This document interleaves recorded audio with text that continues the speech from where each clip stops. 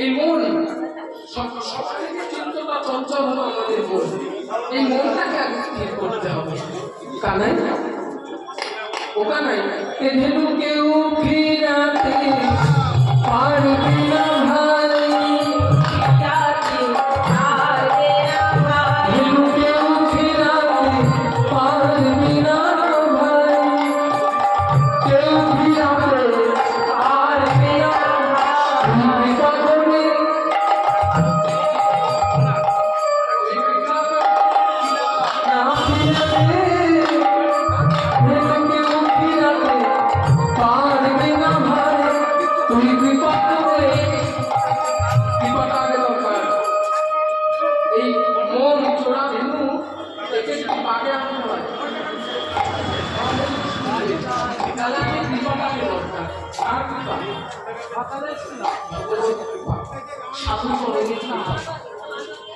নবদ্বীপে একজন সাধু ছিলেন, যারা সমাজ বাড়ির আশ্রিত, তারা জানেন সিদ্ধ রাধারমণ চরণ দাসদের সমাজ বাড়ি বলতে। এই রাধারমণ চরণ দাসদের প্রথম জীবনে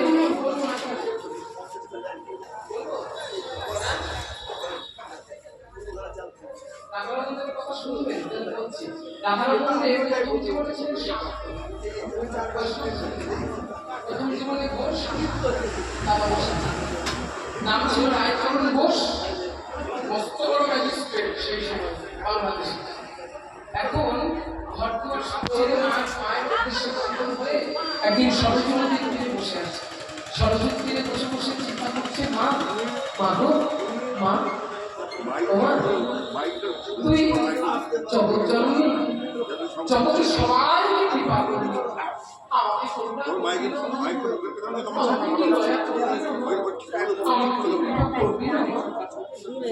যেই বলেছে মা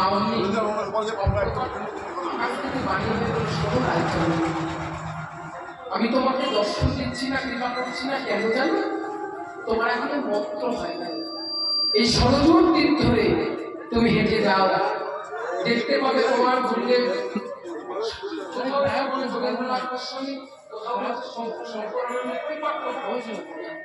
তোমার শ্রী গুরুদেব বসে আছেন, তার কাছে যাও, তিনি তোমাকে দীক্ষা মন্ত্র দান করবেন। তাই এই বলে ওই রায়চরণ বোধ যাচ্ছে সরজুর পথে। এমন সময় ওই গুরুদেব রায়চরণ দেখতে পেয়ে চোখ বন্ধ করে বললেন, এসো রায়চরণ। দেখি গুরুদেব, আপনি জানলেন কি করে আমি আসবো? শোনো রায়চরণ, আমি কি করে জানলাম? তুমি আসার আগে মা এসেছিল আমার কাছে। মা এসে বলে গেল, ওরে ওই রায়চরণ ঘোষ আসছে,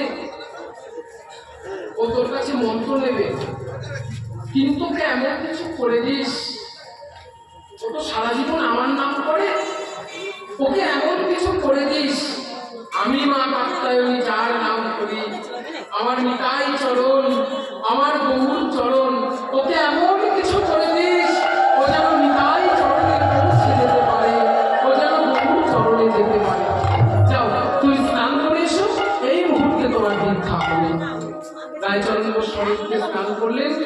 মন্দির শুনবেন বাবা, গুরুদেব এখন যে শিক্ষিত ব্যক্তি, তার সে কালিয়া কৃষ্ণ কোনটা বুঝতে পারবে না, অক্ষরগুলো এটা কৃষ্ণ এটা কালী সে তো জানে।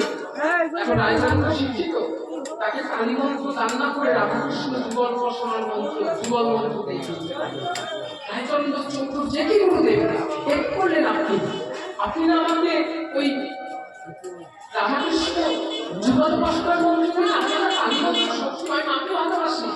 শোনো, তোমাকে বললাম না, মা বলেছে তুমি যেন নিতাই চরণে পৌঁছে যেতে পারো, তুমি যেন গৌর চরণে পৌঁছে যেতে পারো, সেই ব্যবস্থা করবে। তাই তোমাকে যুগল মন্ত্রে যাও, যাও নবদ্বীপে যাও, নবদ্বীপে গিয়ে এক নতুন বৈষ্ণব সমাজ প্রতিষ্ঠা করো। তার প্রতিষ্ঠিত আজকের বর্তমান রাধারমণ বাগ সমাজবাড়ি আশ্রম, কে ভালোবাসে না বলেন তো আমার দাদা বসে যেই হোক, কিসের শীতলা, কিসের কালী, কিসের মনসা, রাধারমন যদি একবার কারোর দিকে নজর দিয়ে দিয়েছে, তার চিরজীবনের জন্য এই কর্মের জোয়ারটা খুলে যায়। এমন তার ভজনের ক্ষমতা ছিল। রাধারমনের নামের গুণ কি? নামে যত হরে কৃষ্ণ হরে রাম। আমরা কীর্তন শুনি বটে, এই কথা তো জানা দরকার। একটু বলি তোমাদেরকে, এই নিতাই গৌর নামে কত ক্ষমতা যেন। নামে কি হয় বাবা? নামে মরা আছে, বিক্রম আছে, শিলা বলে যায়।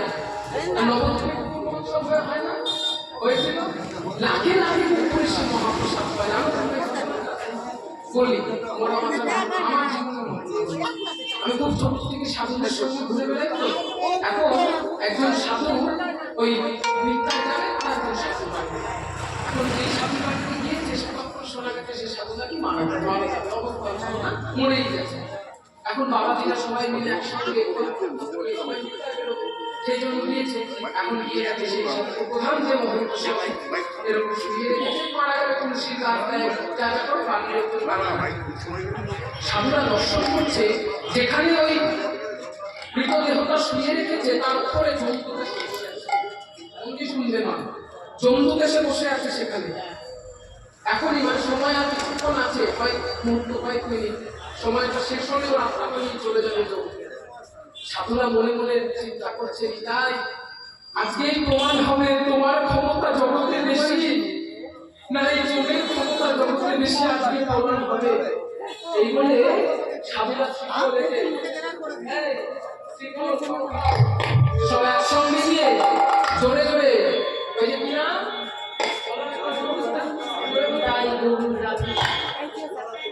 ভজন নিতাই গৌর রাধে শ্যাম, হরে কৃষ্ণ হরে রাম, নিতাই গৌর রাধে শ্যাম, হরে কৃষ্ণ হরে রাম, নিতাই গৌর রাধে শ্যাম, হরে কৃষ্ণ হরে রাম।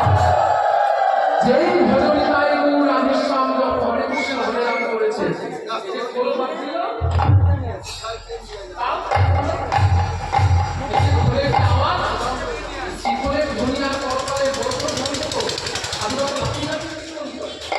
বাবাজিরা পায়ে বাড়ি কীর্তন করে। কেন জানো? সাধু যদি এই পায়ে বাড়ি দিয়ে কীর্তন করে, জগতের মাটির ধরিত্রীর পাপ চলে যায়। সাধু যদি হাত তুলে হরিবল হরিবল বলে, আকাশ বাতাসের পাপ সব চলে যায়। বুঝলেন? সাধু ওরকম করে কীর্তন করছে, আর ওই রাধারমন দেবের নাম করছে। ওই সংখ্যা এমন নিতাই গৌরের শক্তির কাছে জন্ম পারে। পাশে ছিল পিছুরি ঘরের স্মৃতি। কি করেছে? ওই চীনের চাল থেকে ভূত যখন যায়, ভূত জন্ম দেখেছেন? ভূত যখন একটা অনুষ্ঠান করে রেখে যায় না, তার প্রমাণ ভেঙে যায় যে ভূত চাচ্ছে। ও কি করেছে? ওই জমদূত দিয়ে ওর মধ্যে আগুন ধরে গেছে। কোথাও শুকনো জায়গায় আগুন লাগলো। সাধুরা দেখতে পাচ্ছে জমদূত আকাশের ভয়ে, নামের ধ্বনিতে ওখানে দাঁড়াতে পারছিল ভয়ে, ঘুরতে ঘুরতে ঘুরতে ঘুরতে চলে যাচ্ছে। নামের এত গুণ, নামের এত ক্ষমতা। দেখতে আমরা সন্ধ্যাবেলা প্রত্যেকে কাশি বাজাই, বাজাই না? কেন বলতো? ওই সন্ধ্যাবেলা শিবের অনুচররা ঘুরে বেড়ায় ত্রিশূলটা হাতে নিয়ে, যে কে নাম করছে, কে ভজন করছে, আর কে আম কথা বলছে। নাম করছে, কে ভজন করছে, কে আম কথা বলছে, তারা দেখে যে আম কথা বলছে তার কাছে গিয়ে লাঠিটা ছুঁয়ে দেয়। বুঝলে? এই জন্য জোরে জোরে আমরা কাশি বাজাই। নিয়ম সেবায় ভোরবেলা উঠে কাশি বাজায়, ঘন্টা বাজায়, সন্ধ্যা আরতি হয়, হরিগুণাচার্যের আরতি হয়, সন্ধ্যা আরতি হয়, জোরে জোরে ঘন্টা বাজায়। কেন? আর বিজ্ঞান সম্পর্ক ব্যাখ্যা যদি শুনতে চাও, এখনকার ছেলেরা মেয়েরা মানবে কেন এই কথা? তারা তো বিজ্ঞান দরকার। কেন জানো? ওই সন্ধ্যাকাল আর এই দিন শেষ আর রাতের সূর্যের সন্ধিক্ষণ, এই সময় কিছু ব্যাকটেরিয়া বের হয়, কিছু জীবাণু, এরা ঘুরে বেড়ায়, মানে যার জন্য ভাইরাস জন্মায়। ওই জন্য শঙ্খ বাজাতে হয়, কাশি বাজাতে হয়। এই যে ঝঙ্কারটা, এই ধ্বনিতে ব্যাকটেরিয়াতে মারা যায়। ওই জন্য কাশি ঘন্টা বাজাতে হয় সন্ধ্যাবেলা। নামের ধ্বনি। এখন এই জন্তু চলে গিয়েছে, আর তো নেওয়া হলো না। এখন সাধু আস্তে আস্তে একটা মরে গিয়েছিল, সে ধীরে ধীরে হাতগুলো ছেড়ে দিয়েছে, আবার সোজা হয়ে বসেছে, বসে আবার সবার সঙ্গে আলিঙ্গন করছে। তাই নামের এমন নামে মরা হচ্ছে। এই যে কৃষ্ণনগরের কাছে 9 দিন পরিক্রমা হচ্ছে দিকনগর, এখানে রাধারমন বৃক্ষ নাচিয়েছিলেন, বটবৃক্ষকে নামের ধ্বনিতে রাধারমনদের নাচিয়েছিলেন। বৃক্ষ নাচে শিলা